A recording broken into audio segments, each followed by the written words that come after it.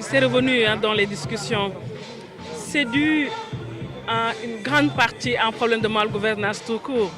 Donc on a dans ce cocktail de radicalité le religieux, l'idéologie, les facteurs économiques, le problème de l'emploi qui est revenu, les questions d'inégalité, d'exclusion. Et c'est ça qui nourrit la radicalité, les radicalités. Parce qu'on ne doit pas enfermer la radicalisation seulement religieuse. Une personne qui prend les pirogues sachant qu'il va mourir, ça c'est une forme de radicalité. On peut, on peut nous référer à beaucoup d'éléments pour pour définir les causes du radicalisme.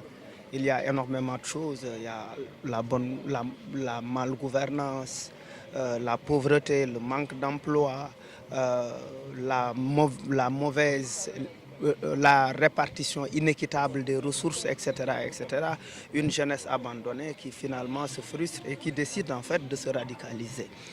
Maintenant, beaucoup de personnes, quand on parle de radicalisme ou de radicalité, pensent au terrorisme.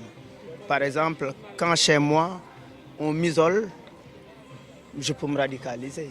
Quand dans mon propre pays, je n'arrive pas à avoir une porte de sortie, une porte qui me montre le chemin de la réussite, je peux décider de braver la mer. C'est une forme de radicalité. Bon, la solution se trouve surtout dans la gouvernance, dans la bonne gouvernance. Hein, que les gouvernants sachent qu'ils sont là pour les populations. Hein, il faut un partage équitable des ressources de nos pays. Et cela est très important. Et puis, que la justice soit là. Il faut vraiment rétablir la confiance entre la justice et les justiciables. Et même aussi dans les recrutements au niveau des fonctions publiques, que ça ne soit pas du népotisme, que ça ne soit pas de la discrimination, qu'une partie de la population ne soit pas exclue. Hein? Donc, parce que nous avons un seul défi pour moi, c'est le défi du développement. Et le développement, d'après Thomas Sankara, c'est une seule chose. Juste, il faut choisir de la champagne pour une minorité ou de l'eau potable pour tout le monde.